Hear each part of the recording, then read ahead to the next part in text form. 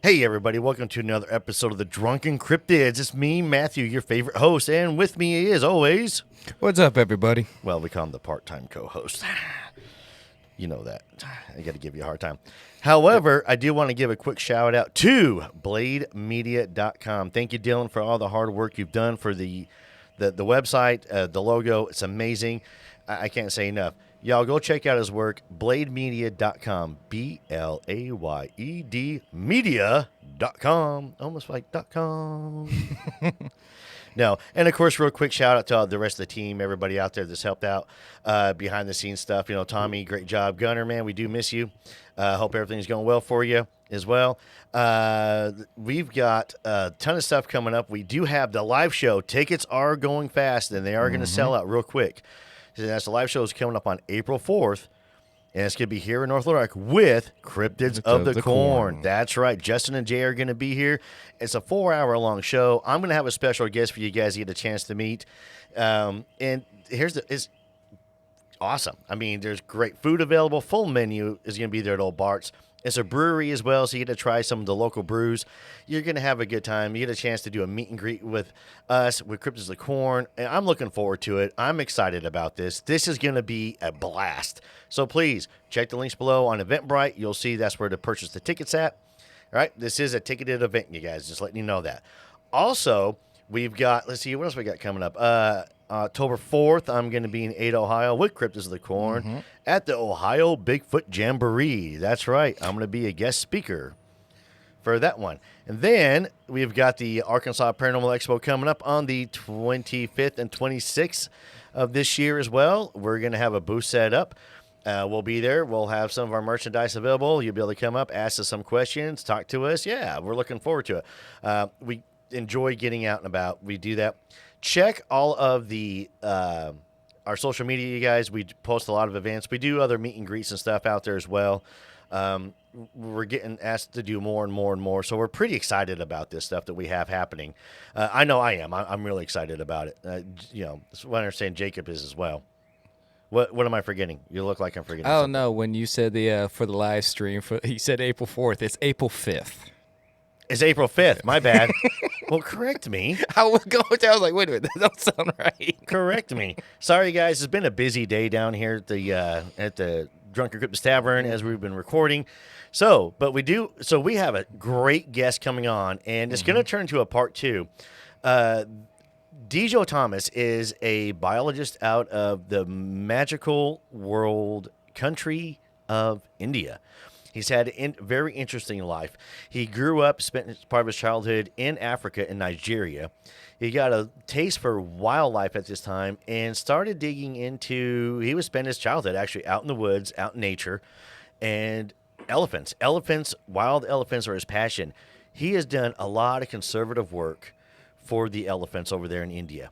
He digs into it. This is not a guy that just sits behind a computer screen and tries to type in numbers. He is actually out there to figure out and to do research. Through his research, though, he has actually discovered and has evidence of some of these creatures. The most famous one that he has, and we talk about this in the episode, is the Neelagiri tiger. Now, on here is Kaduva, which is Indian for tiger. And now I'll just explain to you guys real quick of what it is, because we don't really talk about it, but I want to give you guys an idea. So the Neelagiri tiger is a reddish brown in color with faded black stripes, has a pug mark size head. Now the dogs are his primary prey. This predator is well known to villagers living near forests, as well as various tribal groups, who call it by the colloquial names like the Padikudava, Padipoli, Nari, etc. But not much attention was paid earlier, as it was very difficult to get a picture of this immensely stealthy species. However, Dijo Thomas, the guy that's about to come on the show, you guys, discovered this thing in 2014. Okay? Series of attacks on domestic animals, numerous confirmations have been made by the local officials of the Kareli Forest Department in their media. It is an amazing discovery, and Dijo does not get enough of it, and we talk a lot about. So this show, you guys, is going to be a little different than what you're used to. Dijo comes on and he discusses the differences between biologists, zoologists, and how important cryptozoology is to the world and to the world of conservation. So I definitely recommend you guys sit back, relax, and we're going to post some of his stuff in the show notes. So make sure that you're paying attention. You can click and go check out and read some of his blogs and what he's done. And this was a fun episode.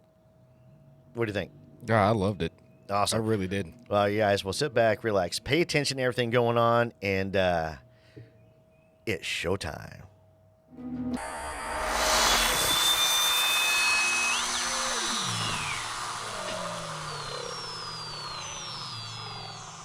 Hey everybody, welcome back to another episode of Drunken Cryptids. Of course, sitting beside me is my part-time co-host, Jacob. Say hi to everybody, Jacob. What's up, everybody?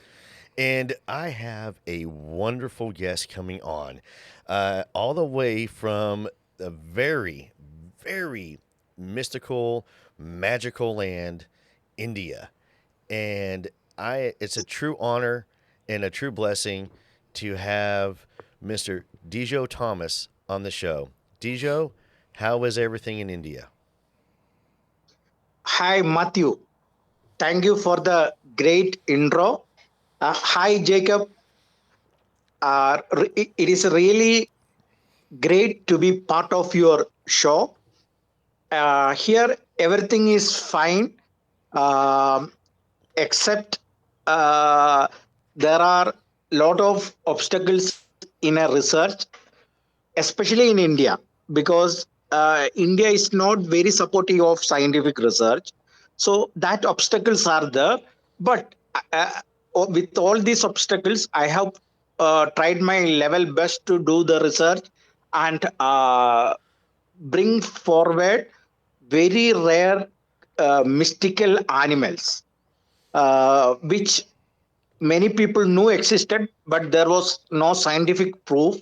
So my duty was to discover it and then scientifically prove it, which I have been doing for many years now, maybe 20, 25 years for now. And my first discovery was in 2014. So it is really great to be part of your show.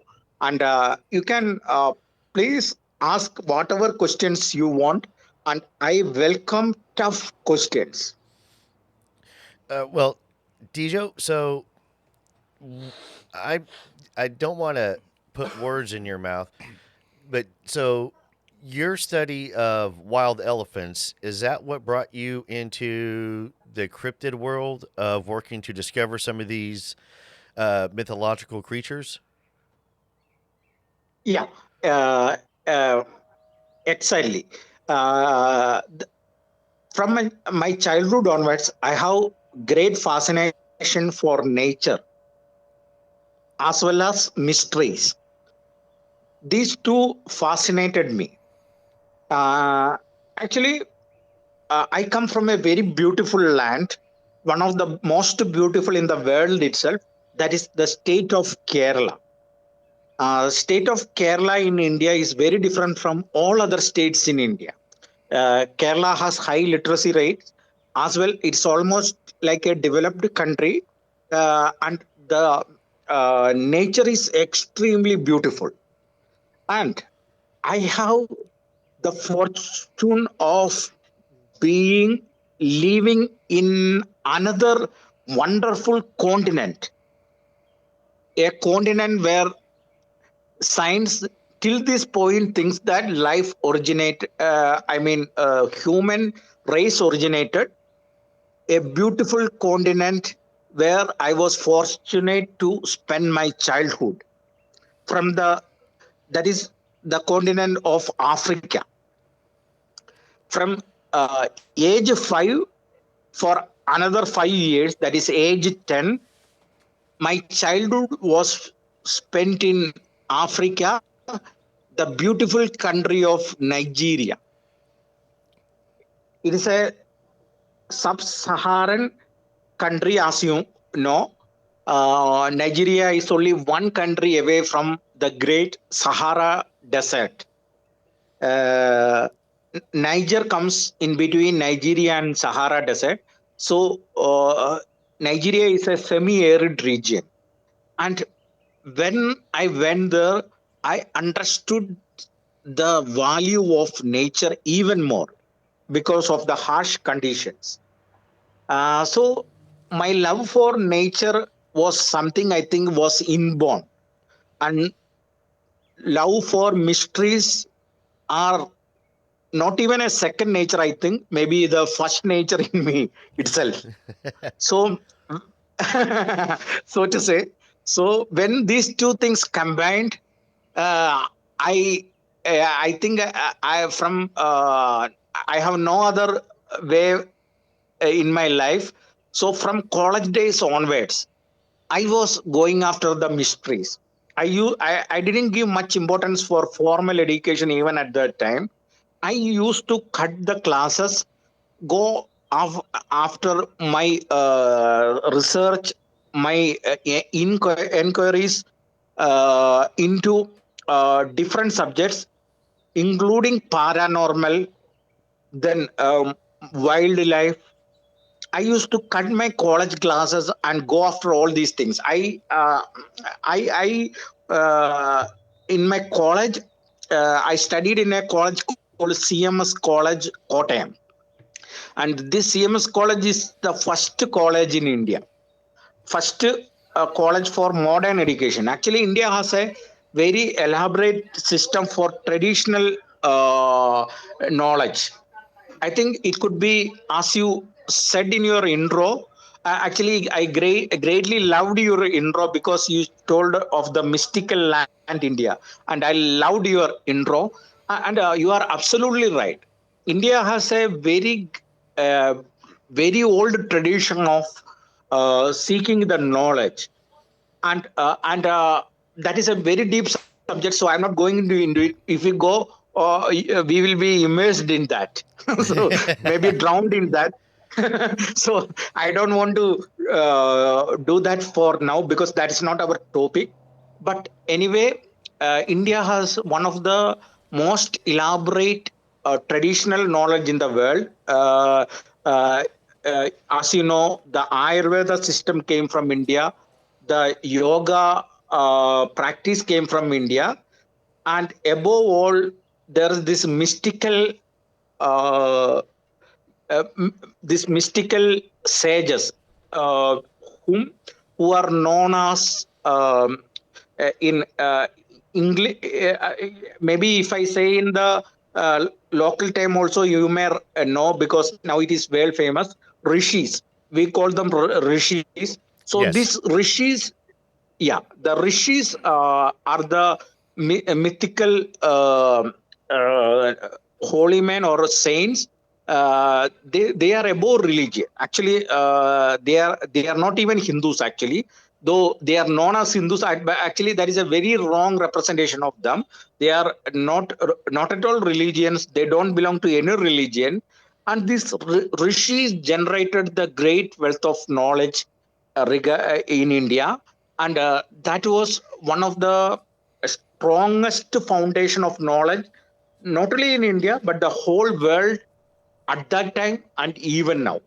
And it is very least understood.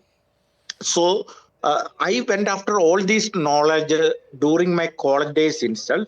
I used to attend classes only of the professors and teachers whom I loved, because there were some exceptional, very good teachers in my college, the CMS college. That is the first college in India in Kottayam.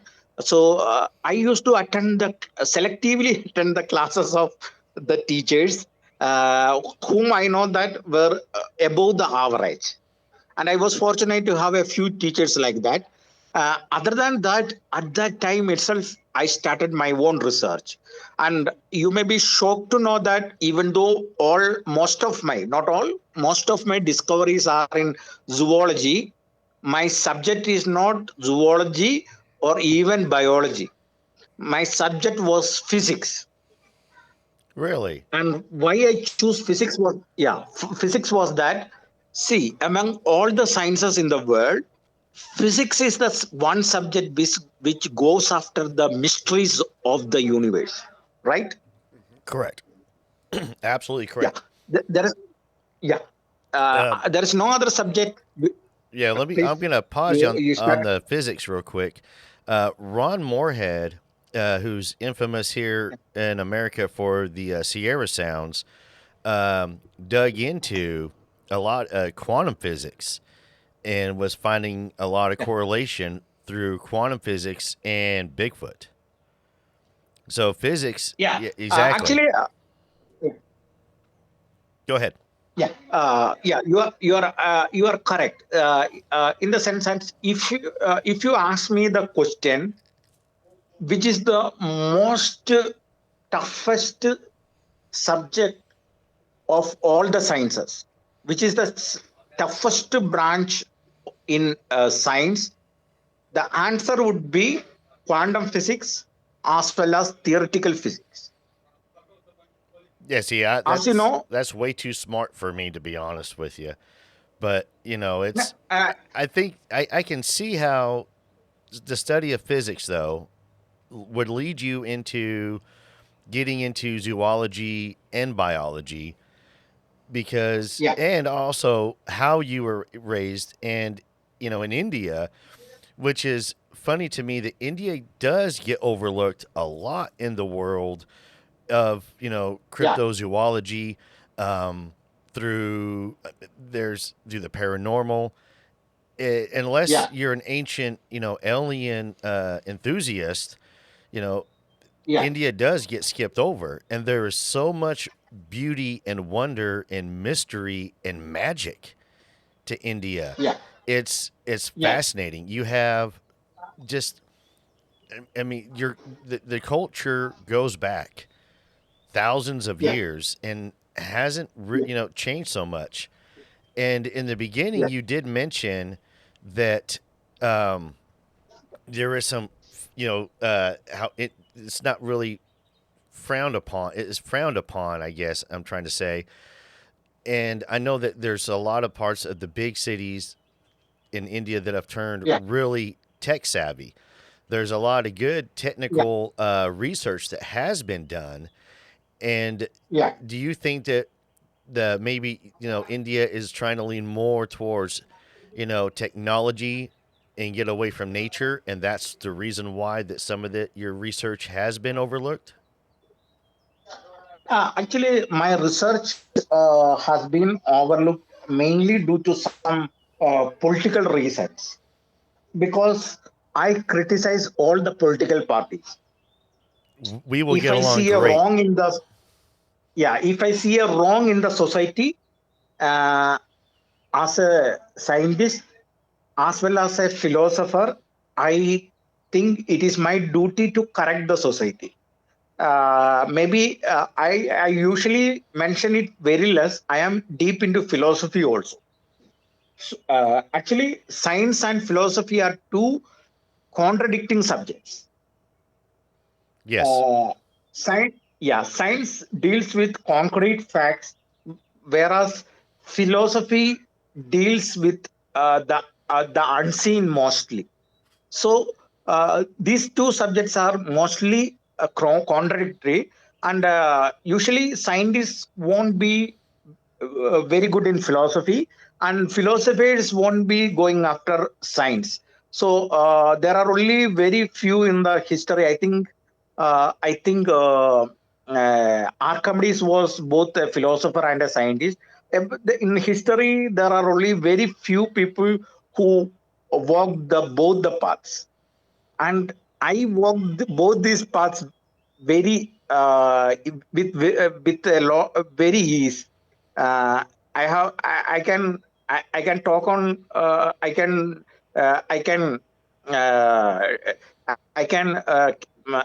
do the scientific things as well as the philosophical things with equal ease. So therefore, my approach to all these things are little bit different from maybe the run of the mill scientists or even researchers.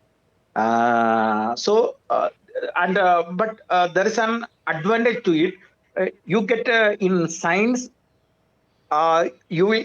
I get the advantage of having a philosophical view of science, and in philosophy, I know what the science is, but there's one important question which is not usually asked. So I will ask it right now. Among science and philosophy, which do you think is more important, more above the among these two, which is the topmost? What do you think, Matthew and Jacob? I think that is a tough question. What is more important, science or philosophy, when it comes to Yeah. research? I think that when you have to have equal parts of both. I can't say one would be more important than the other. And I think with our field of research, we have to have a good mix of both, because this is the study of creatures and beings that are allegedly not supposed to exist. So obviously we Correct, have to correct. dig into the philosophy side, and then with the science side to work with science, mainstream science, to determine whether or not it will be acknowledged. And because that question there brings me to another question for you. And Yeah. and my question, why do you think a lot of these discoveries are not being that you have done, and I want to get into one of these here in a second. Some of these discoveries you've made are not being posted in the mainstream Wikipedia. Why do you think that they're not put in there? Yeah. Yeah, that's a very important question that you asked, and thank you for asking that question, Matthew. Uh, the thing is that, see, it comes to a not one but two, three deeper, two, three deeper problems in the existing structure of science as well as the society. See, uh, one of the topics that we should discuss are the biologists, or if whether there is a problem with the biologists in the world, because now our topic is related to biology and zoology. So therefore I am uh, just 1 minute, somebody is knocking on my door, just 1 minute. Okay.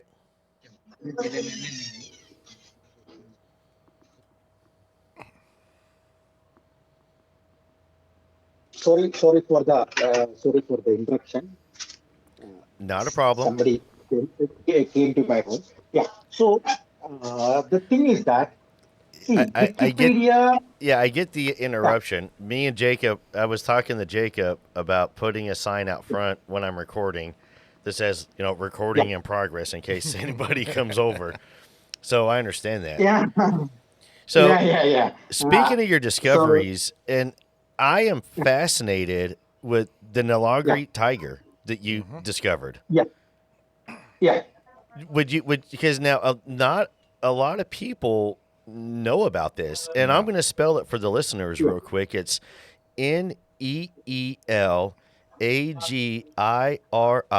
tiger, and I am going to post a link to this in the show description for you guys to check this out. But Dijo, you discovered this in 2014.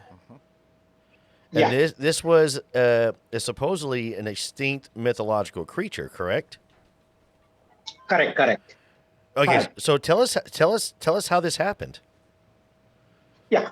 Before I proceed to that, maybe I should speak a few words about the Wikipedia thing, because that is very important, not only for me, regarding cryptozoology as a whole, because Wikipedia is having a highly negative look about cryptozoology. Okay.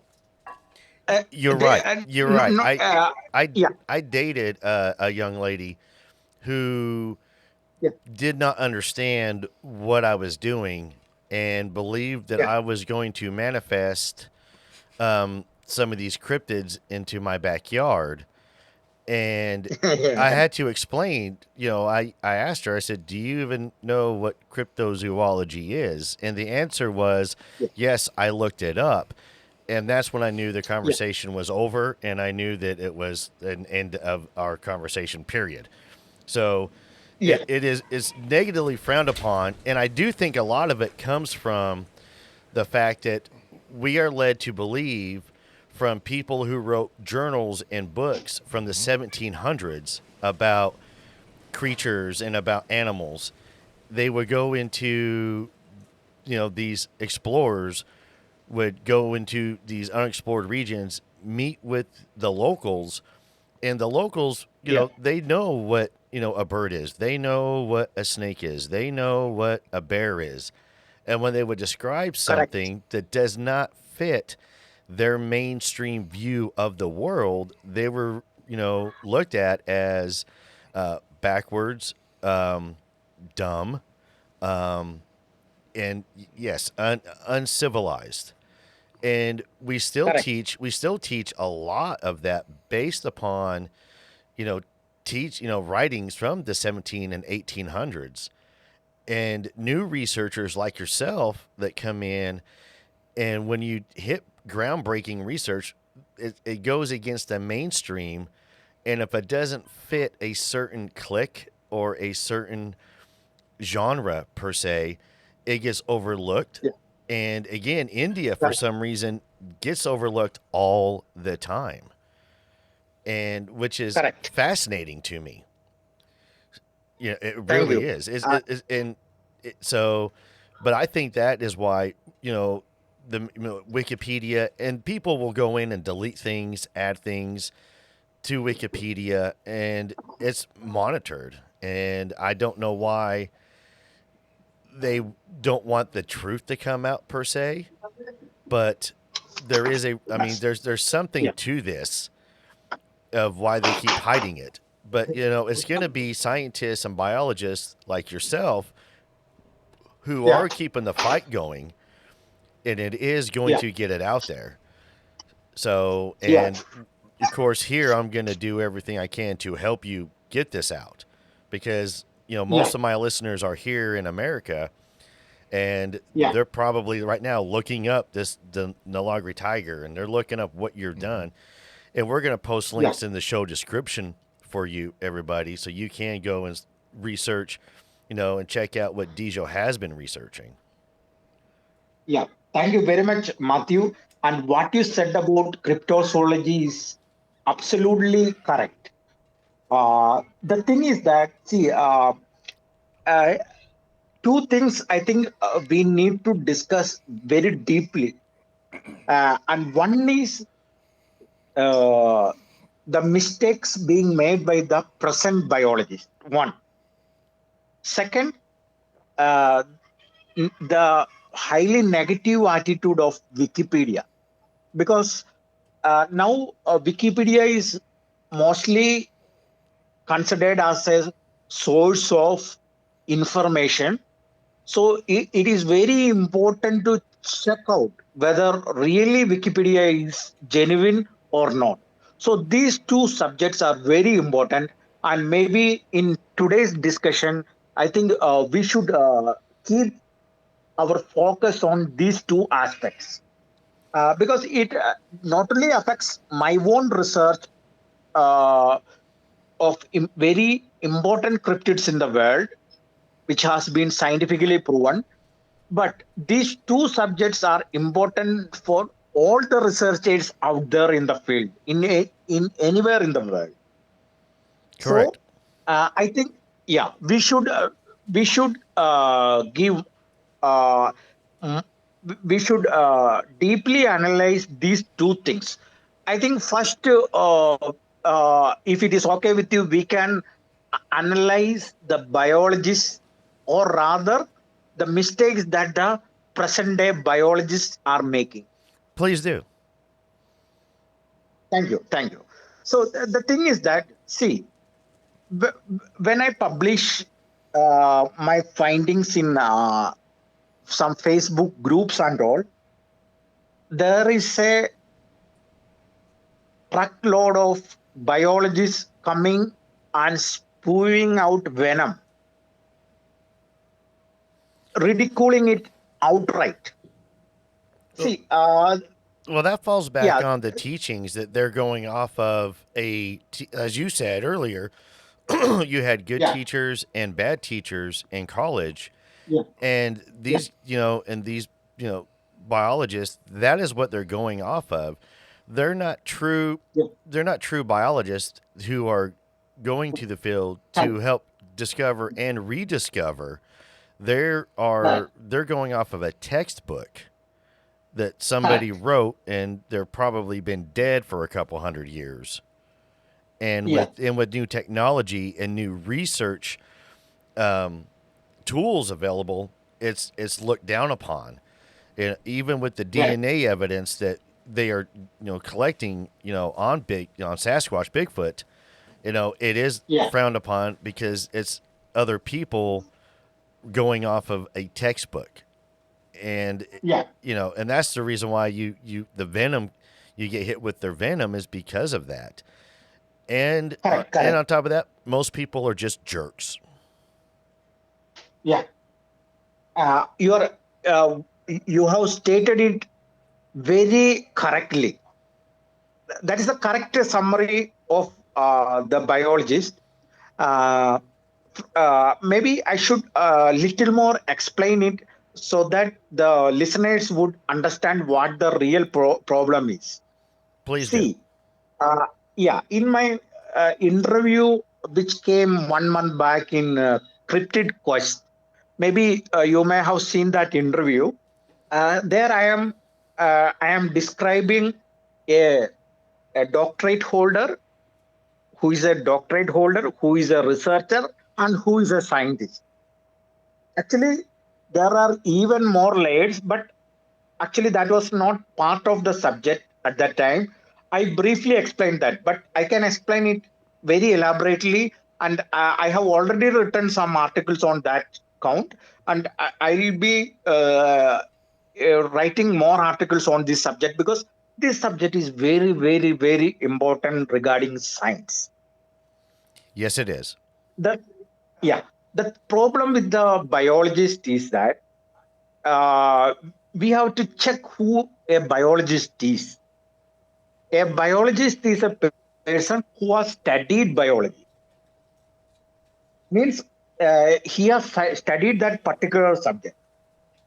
Now, see, every biologist thinks very high of himself, thinking that when he has studied biology, uh, he is above. He has reached a position above Einstein. See, this is the basic outlook of many biologists that you see. I won't say all. No, not all. There are very good biologists and very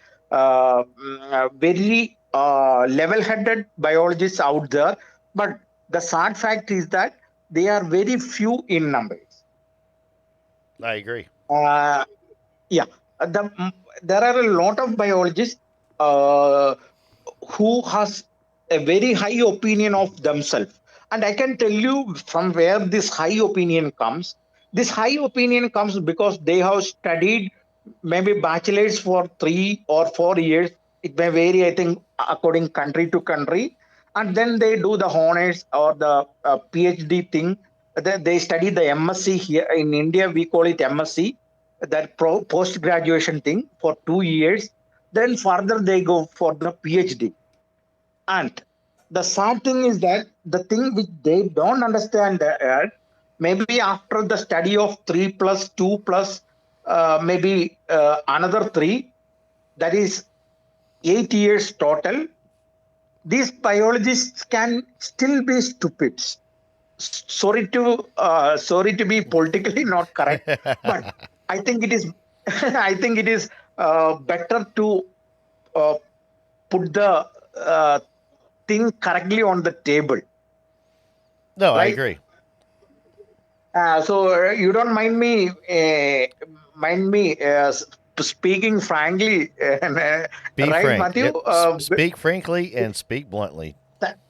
Thank you, thank you. Because see, if we beat around the bush, nobody will understand what we are saying, and the biologists will continue doing what they have been doing till now. Yep. Yeah. So when I first discovered Neelagiri Kaduva, that is Neelagiri tiger in 2014, I know very correctly how this will be taken. So from the start onwards, I have been very cautious to counteract what these biologists would be doing in future. So that's why my research got accepted. I was able to foresee the problems that these biologists will throw in my face. That's okay. So we can talk about Neelagiri tiger in detail a little further on, but first we have to understand where the problem comes in. So it will be very interesting for the viewers as well as very helpful for the genuine researchers and genuine cryptozoologists out there. Fire away. So, yeah, the bottom line is that after this 8 years of study, a biologist can be still a big idiot. Sorry to say that. Oh, don't apologize to Actually- me. I agree. Yeah, I know Matthew, because I have a great respect for you. We have been exchanging some things, so I know your attitude. But I apologize for the viewers who may not be thinking of these biologists like this. So it may be something shocking for some of them. Well, So they've been listening to the show so- for a while. They should already be used to it. If this is your Yeah. first time listening to the Drunken Cryptids, brace yourselves Yeah, because correct. we're gonna This hit is my you. first time. Oh yeah, we're gonna hit you with Yeah. we're gonna hit y'all with some truth. Yeah, the correct. Actually, the problem why we are facing as researchers is that, see, these stupid biologists were not taken to task earlier, and the problem is that many all the top scientists may have understood this problem long back. Genuine scientists with genuine findings and discoveries, like I'm talking like about Madame Curie, Einstein, Nikola Tesla, the topmost scientists like that. They would have understood it, but maybe they thought that they they should not say it because this may hurt many people out there. So, as a top scientist, they may have thought that it may be prudent to keep this ugly truth to themselves. But the negative side of that was see, these stupid and idiotic biologists and other even in other branches of science too, these stupids are having a headache because nobody has taken them to task and put them in the correct slot where they belong. So though many may some may be angry with me because I am talking all this truthfully and frankly, right on the face. But now I think that I should place these negative and stupid biologists in the place, not only for the sake of my research or anything, but the sake of all those future researchers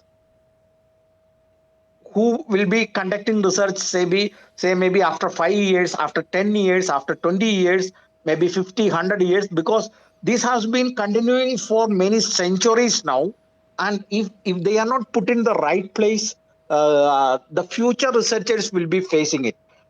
I and other researchers out there, contemporary researchers, are facing all these stupid attacks by the biologists, like Bigfoot researchers too, because this has not been taken by the top scientists earlier.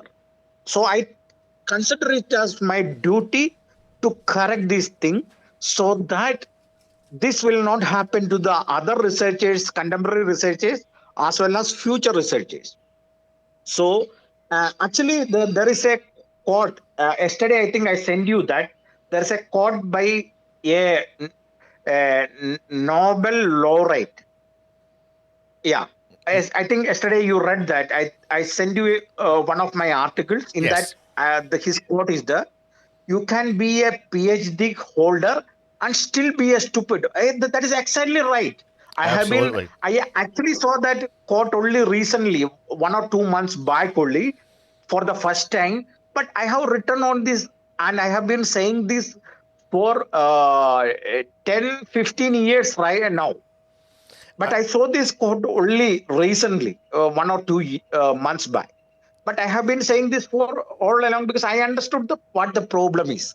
So, a biologist, by definition, is only a person who has studied biology, meaning he is a student, or maximum that you can give him credit is that he has studied biology for a particular number of years and he is nowhere near anywhere being a researcher or even above a scientist because he is not doing any research at all, and even if he is doing a research he has no result at all, or maybe he may be finding out all the wrong things which has which is minus, which gives minus point and not even zero. And secondly, You're right. he yeah, correct. And above all, he doesn't have any discovery of his own, which classifies him as just a mere biologist. And you have to think that there are millions of biologists in the whole world right now. They are populating this world. Millions of biologists are populating this world over.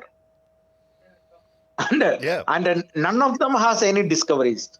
Only very few researchers have some sort of discoveries, and among them important research findings. That is not discovery, it is another lower level, that is researchers come above biologists but below scientists. So these researchers, they may have some findings which may be a little, which may be average and little important, but not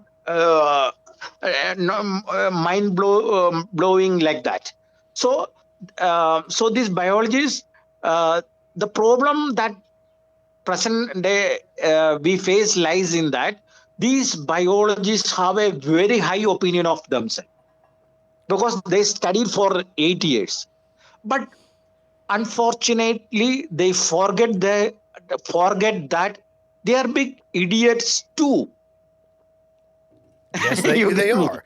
Well, and part of that I think is because it goes back what I was saying is, Yeah, I remember as a kid, I wanted to be an explorer. I wanted to go explore, yeah, and the common phrase everybody would say would be, "There's nothing left to explore. Everything's been discovered." yeah. And so Correct, correct. a lot of that teaching, comes over into biology, into science, and Yeah, so that's the main thought process is that there's yeah, nothing to discover. It's all been discovered. We know everything. And so these, so-called researchers and biologists that do go spend, 4 to 8 years in school to get this yeah, piece of paper to say they spent 4 to 6 years in school are now an correct. expert. And as I like to say, is there's really no experts in any field because it's still Yeah, there's more discoveries that need to be made. And when you get to the correct, correct. cryptozoology, it's frowned Yeah, upon because it's gone away from the mainstream, which is a lot of technical, a lot of technology.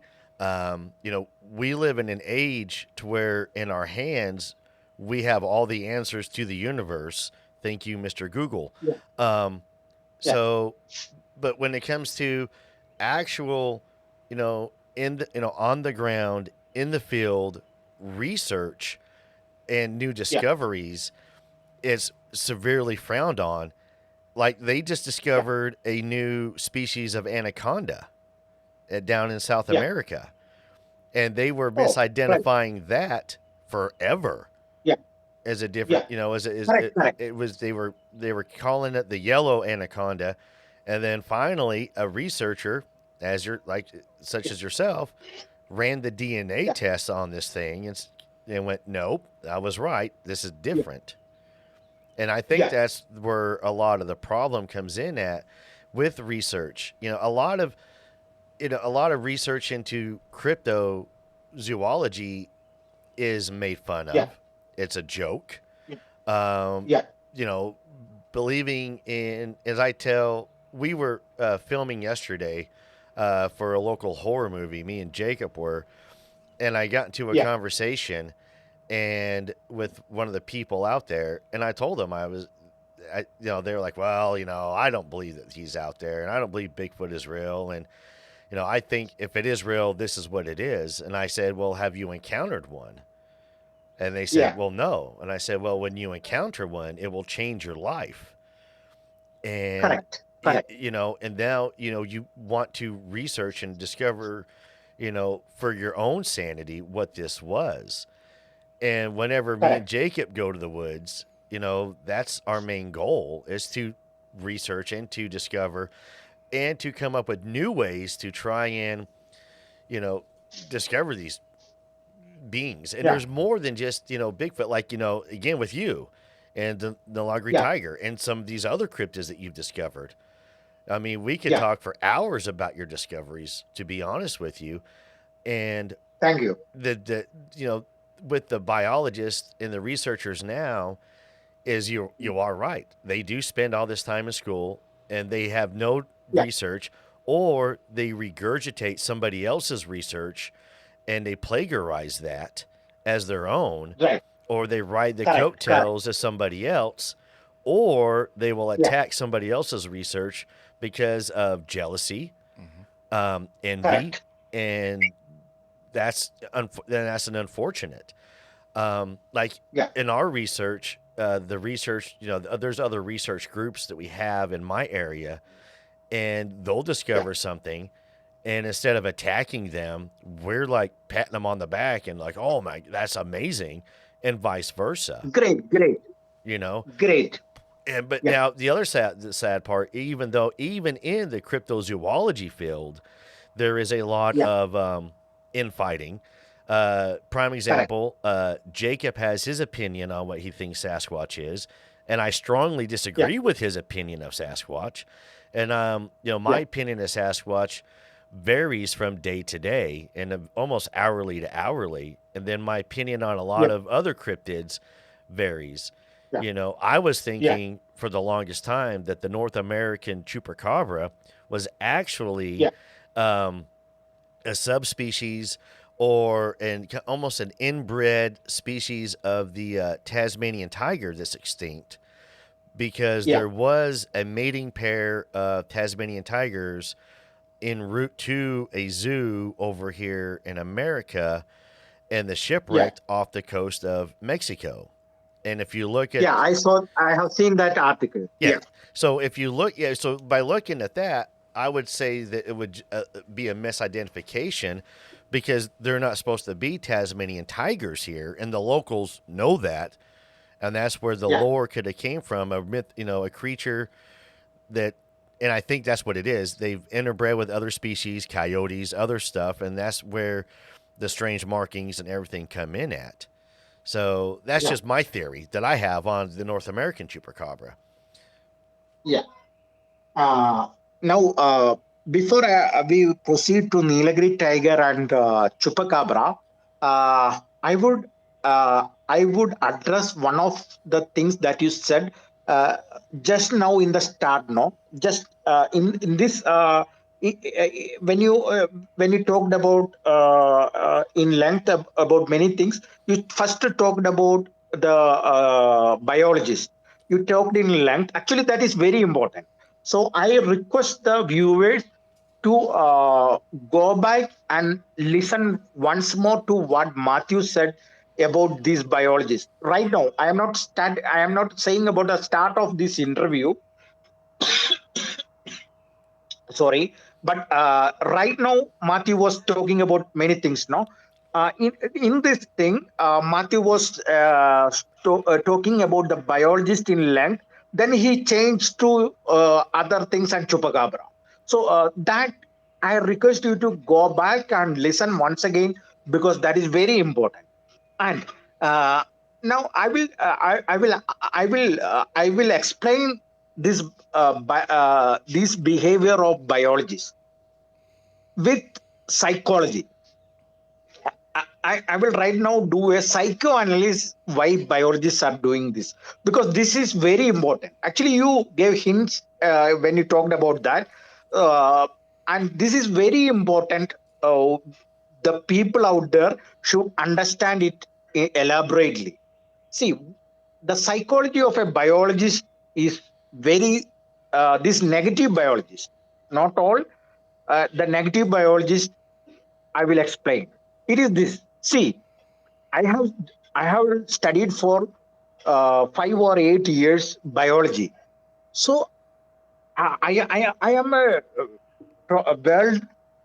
world's topmost expert on biology. Secondly, I am not able to discover anything new. So that means there is nothing new out there to discover. Thirdly, I am speaking about this what this negative biology psychology is. So the negative biologist thirdly thinks that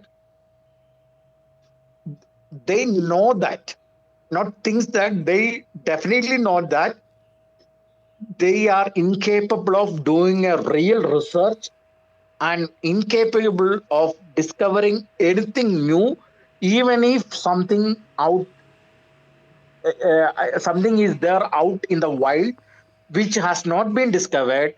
These negative biologists very well know that they will not be able to do a proper research and discover it, because it is beyond their capacity. So the thing that they are doing right now is that they negate any new discoveries, claiming that they are biologists because they studied this much years biology. But dear negative biologist, you have my answer is that, dear negative biologist, it is correct that you have studied biology for 5 or 8 or even 10 years, but you are overlooking the fact that you are an idiot too. so so so this is one of the important key thing which you have missed yourself. So therefore, whatever you think about a new discovery, and whatever see and the and so whatever you say about a new discovery is not at all valid, because after studying biology and zoology for these much years, you didn't understand anything. So it is not relevant how many years you have studied biology or zoology. The relevant thing is that how much deeply you and how much correctly you have understood the subject of biology or zoology, right? Correct. And the thing is that I come from a physics background, and I was able to discover now my count stands at 10 new species and possibly even more. So my count stands at 10 new species, discovery of 10 new species, and this says a lot about the biologists, millions of biologists out there who took their masters in biology and who took their PhD in biology and who were not able to discover anything new. Not even leave about all these important cryptids. Leave all that. Not even a small thing in biology or zoology. So it says a lot about your ability.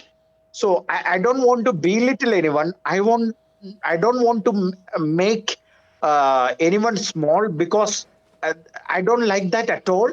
But I am compelled to do this. I am compelled to do this after facing thousands and thousands of attacks from these stupid biologists out there. Actually, I have a quote on this. Maybe if you go to my blog and maybe even Facebook, you can see quotes by Dijo Thomas. So, and in my quote, I have said that 95% of the idiots in the world are born as Zoologist and biologists. biologist. I read that and I laughed. Correct. And those fake scientists without any discoveries who claim to be scientists, who may be doing research in a government institute or a well-known institute or a well-known university, and they have the post of the scientist, but who are actually not scientists. So 95, I have said that 95% of the idiots are born like this. Why? Because among all the science branches out there, I have seen the most idiotic people among the biologists and zoologists than any other subjects out there. Because other subjects, they are little more, they give respect to researchers and scientists. And also, I will briefly explain who a researcher is. Now, I have explained who a biologist is, and now actually there are 10 important divisions in this. But I will briefly say. So, who is a researcher? A person who does a research on any particular subject can only be called a researcher. And a biologist who has studied biology or zoology for 10-15 years is not a researcher, unless he research on a particular subject, and that too deeply, and that too with little bit findings. He cannot be called a researcher. And so a researcher is above a biologist or a zoologist. And now, who is a scientist? Scientist is the topmost level. And let me tell you, in this researcher itself, you can there are about 50 divisions among this researcher itself. Like very idiotic researcher, less idiotic researcher, researcher in the zero level, a researcher who has something going on, some research going on, and medium level researchers who have some few findings which may not be important, and top level researchers who have a little bit more important findings, and they are continuing their research, but without any major discovery. So these are the researchers. Now, scientists is even above the researcher, and I told you, the researcher itself, there are about, you can see that there are about 50 levels in this researcher itself. And now coming to scientists, who can be called a scientist? This I have explained in very little bit detail in this Cryptid Quest interview or podcast. If you go there, you can see that towards the start itself. And a scientist, the definition of a scientist is a person who has a valid discovery in a particular branch of science. And just saying that he has a discovery is not enough. He should prove it scientifically. How to prove it scientifically, there are criteria, which I am not going to, because it will take a lot of time. So the criteria of the scientific discoveries should be met, and then only a person can be called a scientist, and that finding should be of some good importance. A very low level finding can be considered in the researcher level only. if the discovery has somewhat importance only, then he can be classified as a scientist. And you may be shocked to know that there are about 100 levels in this in the scientists among scientists there are about 100 levels. And I have not only discovered these things, I have not only invented the F3B NSPM method, I have also introduced the defining concepts in science, because science has not been defined even till now. Many aspects of science has not been defined till now. Therefore, all this confusion comes. And I took it upon my shoulder to define science more deeply, so that people can understand what science is and have correct definition of science. So among them, I have introduced a new concept in science called Einstein level discovery. And in that, I'm saying about these 100 levels of difference among scientists. I'll be writing more on that. But even now, if you go to my blog, Dijo Thomas scientist.blogspot.com, you can see the defining concepts in science. There are many defining concepts I have given, and among that, you can read about Einstein level discovery. What is Einstein level discovery? So, the definition of scientist is a person who has a valid and important discovery in science which has been scientifically proven. Such a person can only be called a scientist. And scientist is the topmost level. He's even above research. And there are many cryptozoologists, researchers out there. See, among the biologist and cryptozoologist, if you take, I have said this many times, cryptozoologists are far more important than the biologists. I agree. Because, yeah, because they are, the bottom line is that they are far, far, far more intelligent than the stupid biologists. The cryptozoologists are far, far, far more intelligent than the stupid biologists populating this planet. I agree I'm not saying. 100%. I am Thank more you. I am more religious through my own research than I was prior to.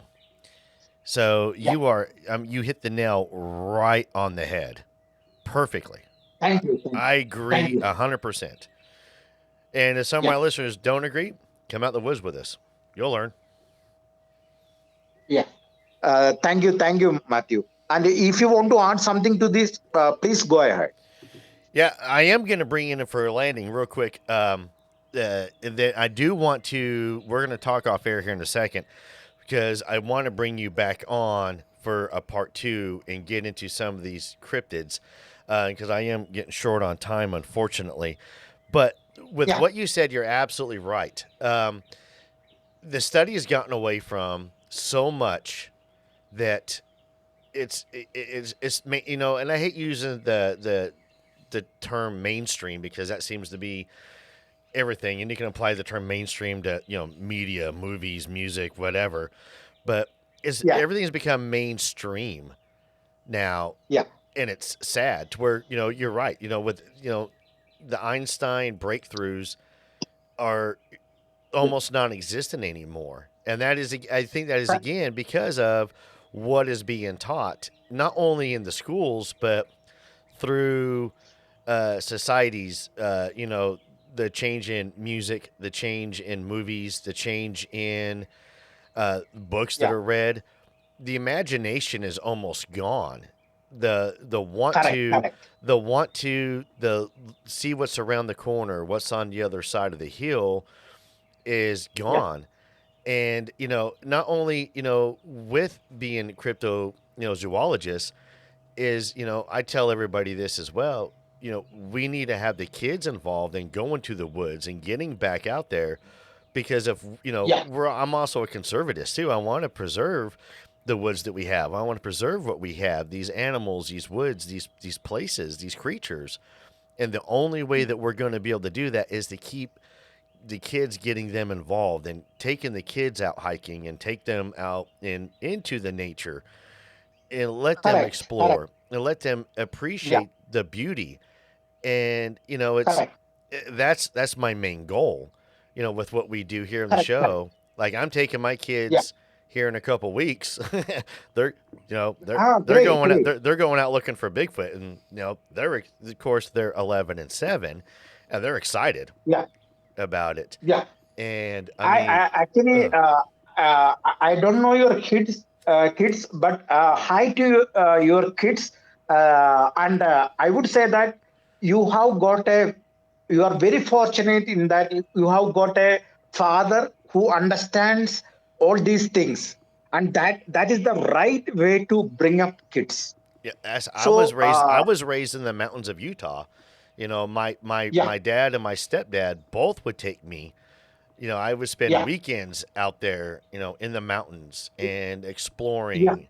And every chance that great, we great, get here in Arkansas, yeah, that's what I do, is I do take the kids, and we have our little places that we go, and there's no electronics, and there's no iPads, and there's no video games. And yeah, you know, great, yeah. Actually, the world has begun. My childhood was also like that. But the world has now become a horrible place, if you ask me, because I was a web designer before. I learned web designing myself, and that was what I was doing along with a little bit of ecotourism uh, uh, in 2000s. Because I am not good in business. I never had any a deep interest in business, because my mind was somehow distorted, so to say, with this immense pressure regarding research, because my mind was all totally into research. So I didn't want to do a job. I wanted to do a business only to have money to do the research, and I have started my research during college days itself. So, which especially is very difficult thing to do, and very abnormal thing to do in India. Maybe in US or even in Europe, children may be some of the children may be doing little bit research, or some of the parents like you may be encouraging the children to do the research. But that is not at all the case in India, because here uh, we have very less money. So the parents only want their children to have a job and be safe. They don't even want their children to be researchers in a government institute, or even in a private sector, because that doesn't guarantee his future, the safe future. So actually your it's the same attitude. over here. It really is. It's the same over here. A lot of parents Yeah, are the same way. And I think yeah, to where there should be a good equal balance, through the correct, podcast. correct. That with what we're doing here is, Yeah, it does cost a lot of money to go and do these research, and a lot of it comes out of my pocket, and I don't mind that yeah, at all and whatsoever. And because yeah, it's a topic that I'm passionate about, and I know that I'm going to yeah, pass this down to my kids and my grandkids, and yeah, and great. that's the goal, and they're going to spread it out. When I was in Yeah, the army, I yeah, had a special NCO when I was lower enlisted, before I became an NCO, a non-commissioned officer, yeah, and great. he asked me if I was going to re-enlist for another Yeah, tour, and I told him no, and I gave him all the yeah, reasons what was wrong with the army, and he told me to change it, yeah, and I yeah, said I can't change it. I'm just a private, and he said become a yeah, sergeant, and yeah, he was absolutely right. So then I can teach my soldiers the correct way, the right way, and that's what I'm right. trying to do with the show, is to bring Yeah, awareness to people, bring awareness to the field. Do it in a fun way, a serious way, and make it entertaining. But get the people to want to get back out to the woods, to unplug, from the video games, from their phones. Correct. And I'm guilty of that. I get guilty of that from time to time. I'll get sucked into my phone, and to where I've been working on the past couple of weeks of limiting my screen time. And it's hard because I'll pick up and I'll just look at something on Facebook, and now I've been there for 30 minutes and I'm like, oh, I got to get away from this. Right. And Matthew, on one thing, I have to disagree with you. Sorry. No, disagree away, please. And I will disagree with you very strongly. And I will tell you what that is. You told that what these biologists and zoologists should do is to go into the woods, do the research, things like that, right? You mentioned something like that, right? Correct. Yeah, I strongly disagree with you. What you have said is a very wrong thing, and I will tell you why. Because if these so-called biologists and zoologists go into the wood to do the research, the only thing that they will achieve is to get lost in the woods. You get me? Yep. Okay, DJ, you know what? Okay, you got me on that one. You 100%. That was great. I want you to know, Jacob. Jacob is right. Jacob laughing. I was joking only. One, you're absolutely. You are right. You honestly are. You're 100% right. I mean, they'll get lost. They will. They'll get lost, and that's. I mean, and that could go into another show right there itself. But that was great. We're gonna end it with that positive note. That was hilarious. Dijo, I want to get you back on. I want to talk about the animals that you did. I was looking at my calendar just a second ago. Don't hang up. So whatever you do, don't hang up. Let me bring this in for a landing. I do want to say thank you so very much for coming on the show. This has been so much fun, very educational, very enlightening. There's so much I want to dig into. I could probably spend days with you on the phone, and you're making me want to go. I'll talk about my India experience later, but you're making me want to come back to India again, and I want to dig in more to the research that you've done into some of these animals, into these creatures. I want to dig into some of. There's a lot of correlation between wild elephants and Sasquatch that you and me agree on. That we've talked off air about. And I do think that this is the beginning of a great friendship. And I am truly honored to say that. And I just want to say thank you again for coming on the show. This means the world to me. It really does. You're bringing a lot of positive insight and education, I think. A lot of people think that, with what we do is easy. It's a joke, and it's not. And I just, again, Dijo, you coming on, it has been a pleasure. Thank you so very much. Matthew, thank you very much for having me on the show. Thank you, Jacob, too. And it was really a pleasure to have talking to you, because you two people have the right mindset. You understand the things which are wrong in the current research field, and you understand things very correctly. So it was a great pleasure talking to you. And unfortunately, we didn't have time today to talk about the cryptids, but we can do it on a later show. And thank you very much, Matthew and Jacob. Bye for now. Bye.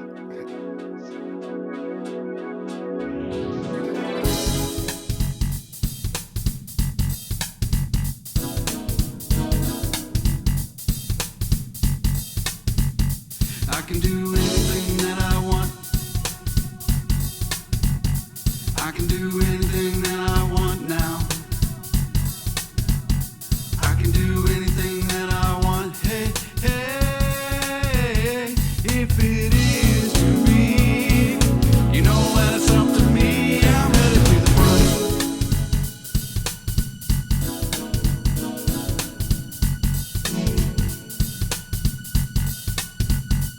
can be